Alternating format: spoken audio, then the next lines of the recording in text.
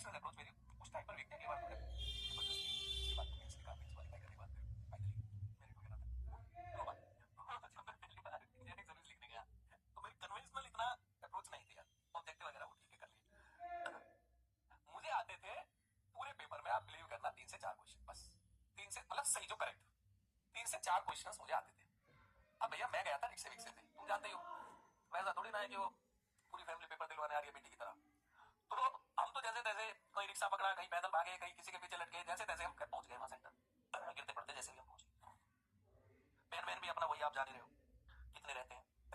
अब वहां माहौल देख रहे हैं कि भैया बेटी को पेपर दिलवाने लेके आ रहे हैं पूरी फैमिली, और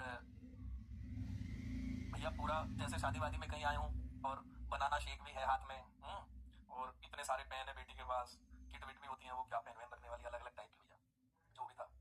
अब मुझे जितना याद आ रहा है वो चुन्नू मुन्नू भी एक आधा बैठ के आया था गाड़ी में, जो घर में छोटू मोटू वो 25 पैसे जो घूमते रहते हैं, तो वो जो है चलने से पहले best of luck, best of luck, ये नहीं होता, ठीक है। अब पूरे बेचारे माँ बाप घर उसके, अरे बेटी बाहर बाहर तक, गेट तक, कार से निकल के गेट तक ये हो रहा है। हमने सोचा भैया बस तुम ही पढ़ के नहीं आए हो, या तुम ही भी, तुम्हारी तैयारी नहीं है, पूरी दुनिया की तैयारी है।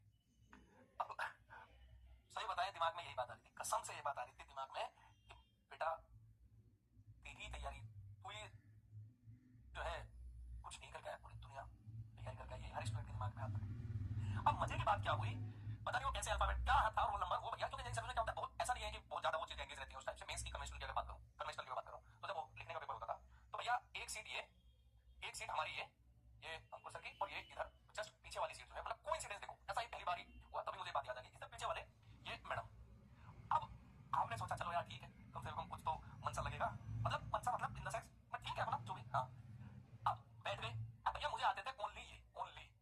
अब हमने फटाफट पहला सवाल रफ्तार में जो आएगा उसमें मैं टाइम थोड़ी ना लगाता हूँ।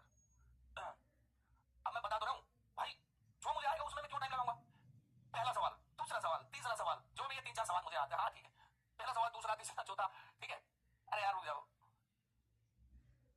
पढ़ रहा हूँ आगे, एनवायरमेंट भी मैं पढ़ा दूंगा।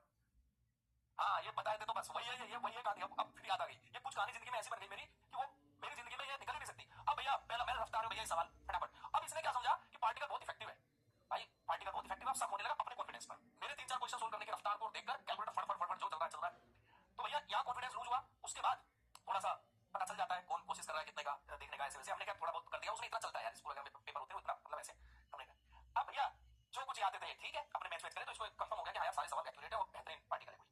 अब इससे आगे तो मैं आते ही नहीं थे,